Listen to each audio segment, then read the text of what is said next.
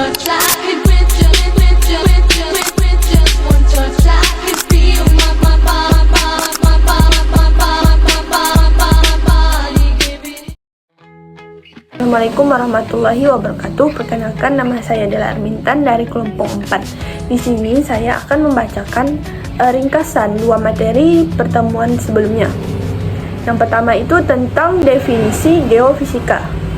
Geofisika adalah cabang ilmu kebumian yang mempelajari struktur, sifat fisik, dan proses di dalam bumi berdasarkan prinsip fisika. Jadi, geofisika ini digunakan untuk mengetahui kondisi struktur bawah permukaan itu tanpa harus melakukan penggalian langsung, melainkan melalui beberapa metode seperti seismik, geolistrik, dan magnetik. Tujuan dari adanya metode geofisika ini adalah untuk mengetahui struktur lapisan bumi seperti kerak, mantel, dan lain-lain. Yang kedua itu untuk melakukan kegiatan eksplorasi sumber daya alam seperti eksplorasi mineral, minyak, gas, dan panas bumi. Yang ketiga itu untuk mitigasi bencana seperti gempa bumi dan gunung api. Yang terakhir itu adalah studi lingkungan dan air tanah. Yang kedua itu adalah jenis-jenis geofisika. Nah, geofisika ini dibagi menjadi dua jenis, yaitu geofisika aktif dan geofisika pasif. Geofisika aktif itu dapat kita analogikan seperti kita menyalakan senter di ruang gelap untuk melihat apa yang ada di depan kita. Artinya, peneliti itu memberikan energi buatan seperti getaran, arus listrik atau gelombang elektromagnetik, lalu mengamati respon dari bawah permukaan bumi. Nah, sedangkan geofisika pasif itu dapat kita analogikan seperti kita hanya mendengarkan suara di sekitar tanpa memberikan gangguan apapun. Dalam metode geofisika pasif ini, peneliti itu tidak mengirim energi, tetapi hanya merekam energi alami dari bumi, seperti gempa bumi, medan magnet, dan gravitasi. Jadi, kalau geofisika aktif itu perlu energi listrik untuk penerangan misalnya, pasif itu tidak perlu. Misalnya sudah ada cahaya matahari yang untuk melakukan penerangan. Tiga itu adalah prinsip dasar geofisika. Geofisika itu prinsip dasarnya itu sudah pasti untuk mengukur sifat fisik batuan. Nah, sifat fisik batuan tersebut bisa meliputi densitas atau massa jenis batuan, yaitu untuk mengetahui perbedaan lapisan bumi. Yang kedua itu sifat kelistrikan batuan, yaitu untuk mengidentifikasi kandungan air tanah dan mineral. Yang ketiga itu sifat kemagnetan, yaitu untuk mendeteksi mineral magnetik dan struktur geologi. Yang keempat itu elastisitas batuan, yaitu untuk menganalisis perambatan gelombang seismik, serta radioaktivitas alami batuan untuk mengenali jenis batuan dan potensi sumber daya mineral. Keempat itu divisi geolistrik. Metode geolistrik adalah salah satu metode geofisika yang menggunakan konsep kelistrikan untuk memperkirakan sifat listrik lapisan bawah permukaan bumi, terutama kemampuan batuan atau tanah dalam menghantarkan atau menghambat arus listrik. Secara sederhana, metode ini dapat dianalogikan seperti memeriksa kondisi bawah tanah menggunakan aliran listrik, mirip seperti dokter yang memeriksa tubuh tanpa harus membedah. Jadi, arus listrik dialirkan ke dalam tanah melalui elektroda, dan semakin besar jarak antara elektroda, arus dapat menjangkau lapisan yang lebih dalam. Yang kelima, resistivitas batuan adalah sifat fisik batuan yang menunjukkan kemampuan batuan dalam menghambat aliran arus listrik. Secara sederhana, resistivitas menggambarkan seberapa besar tahanan suatu material terhadap arus yang melewatinya. Nilai resistivitas dilambangkan dengan Rho dan memiliki satuan OHM meter. Analogi sederhananya, resistivitas dapat diibaratkan seperti tingkat hambatan pada aliran air di dalam pipa. Jika hambatannya besar, arus listrik sulit mengalir. Keenam yaitu faktor yang mempengaruhi resistivitas batuan, Nilai resitivitas batuan dipengaruhi oleh beberapa faktor. Pertama, jenis batuan. Batuan sedimen yang lepas umumnya memiliki resitivitas yang lebih rendah dibandingkan batuan kompak, sedangkan batuan beku cenderung lebih tinggi. Kedua, salinitas. Arus listrik dalam batuan umumnya mengalir melalui fluida pori. Semakin tinggi salinitas, semakin banyak oil penghantar listrik, sedangkan konduktivitas meningkat dan resitivitas menurun. Yang ketiga yaitu porositas. Semakin besar porositas, semakin banyak rongga yang terisi fluida, sehingga arus lebih mudah mengalir dan resitivitas menurun. Yang keempat itu kandungan mineral logam. Mineral logam harus bersifat konduktif sehingga dapat menurunkan resitivitas. Terakhir, temperatur. Kenaikan temperatur meningkatkan pergerakan oil sehingga konduktivitas naik dan resitivitas turun. Yang ketujuh itu hukum Ohm adalah hukum yang menjelaskan hubungan antara tegangan, arus, dan hambatan. Dalam geolistrik, arus dialirkan ke tanah, beda tegangan diukur, lalu hambatan dihitung untuk menentukan resitivitas. Tanpa hukum Ohm, resitivitas tidak dapat diperoleh. Secara matematis, hukum Ohm dirumuskan sebagai V sama dengan I kali R, di mana V adalah tegangan, I adalah arus, dan R adalah hambatan. Dalam geofisika, hubungan ini diperoleh menjadi R sama dengan RHO dikalikan L per A dengan RHO sebagai resitivitas material. Hukum Ohm juga menjelaskan hubungan sebab dan akibat, yaitu tegangan sebagai gaya dorong listrik, serta arus sebagai aliran muatan, dan hambatan sebagai penghalang. Artinya, semakin besar tegangan, arus cenderung meningkat, sedangkan semakin besar hambatan, arus semakin menurun. Selanjutnya yaitu perbedaan antara litologi dengan jenis batuan. Nah, perbedaan litologi dengan jenis batuan ini dapat dipahami secara sederhana. Jenis batuan adalah pengelompokan berdasarkan proses terbentukannya seperti batuan beku, sedimen, dan metamorf. Sedangkan litologi adalah deskripsi sifat fisik batuan yang diamati secara langsung seperti warna, ukuran, butir, tekstur, kompak atau lepas, serta cara batuan itu pecah. Nah, analogi sederhananya itu jenis batuan itu seperti kategori makanan, misalnya minuman atau makanan padat. Nah, litologi itu seperti rasa dan teksturnya. Jadi, jenis batuan itu membahas asal pembentukan, sedangkan litologi itu lebih ke membahas ciri fisiknya. Selanjutnya yaitu adalah peralatan survei geolistrik. Nah, dalam survei geolistrik resitivitas terdapat beberapa peralatan utama. Yang pertama itu sudah pasti alat geolistrik yang digunakan untuk menginjeksikan arus dan mengukur beda potensial. Yang kedua itu adalah kabel penghubung yang berfungsi untuk menghubungkan alat dengan elektroda. Kemudian itu ada elektroda yang digunakan untuk mengantarkan arus dan mengukur potensial.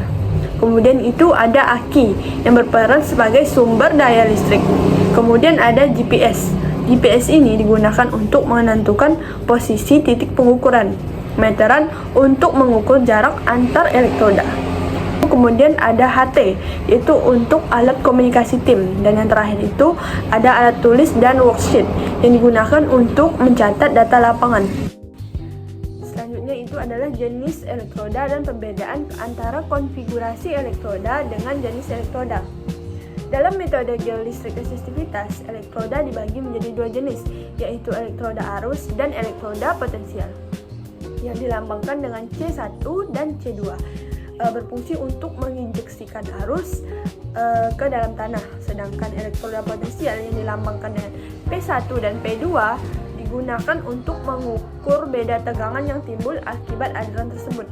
Singkatnya, elektroda arus itu memasukkan listrik ke dalam tanah dan elektroda potensial itu mengukur respon dari listrik yang dimasukkan ke tanah tersebut.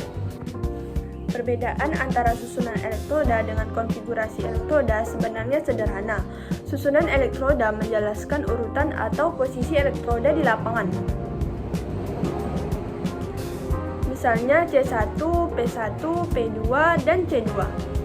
Sedangkan konfigurasi elektroda itu menjelaskan pola atau metode pengukuran yang digunakan seperti metode Wiener, selam bersih, atau dipol-dipol.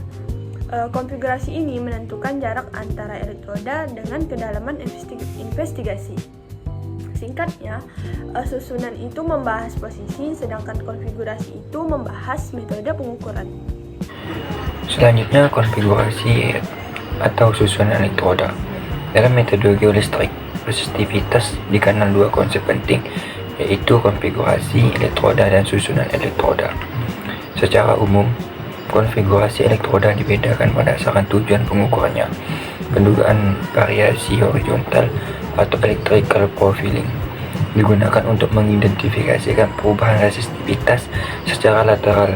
Konfigurasi yang sering digunakan dalam pengukuran horizontal antara lain dipol-pol dan pol-dipol.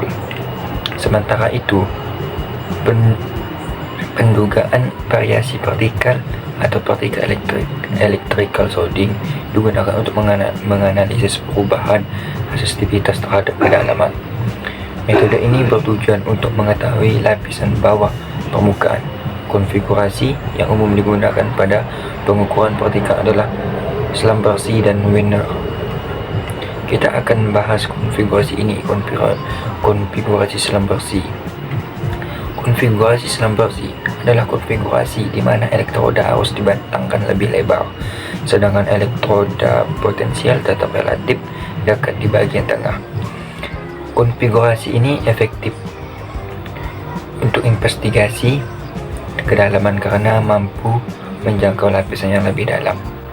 Konfigurasi Wiener merupakan konfigurasi dengan jarak antara elektroda yang seragam. Konfigurasi dipol-pol. Konfigurasi dipol-pol ini menggunakan pasang elektroda arus dan pasang elektroda potensial. Konfigurasi ini sensitif terhadap variasi resistivitas lateral, sehingga banyak digunakan untuk pemetaan struktur bawah permukaan. Sedangkan konfigurasi pol-pol menggunakan satu elektroda arus dan satu elektroda potensial dengan elektroda referensi ditempatkan sangat jauh. Selanjutnya, konsep susunan elektroda. Selain konfigurasi, terdapat pula konsep susunan elektroda. Susunan elektroda mengacu pada urutan dan posisi elektroda arus serta elektroda potensial di lapangan. Susunan ini memastikan bahwa elektroda ditemukan sesuai dengan pola konfigurasi yang digunakan.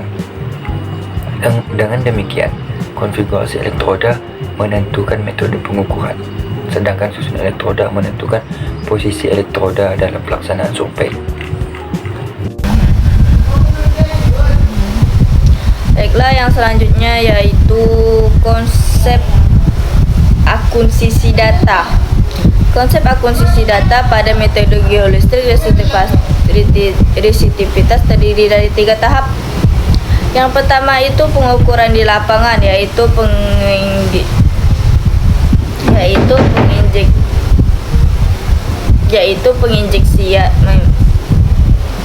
menginjeksikan arus listrik ke dalam tanah dan mengukur beda potensial. Yang kedua yaitu mengolah data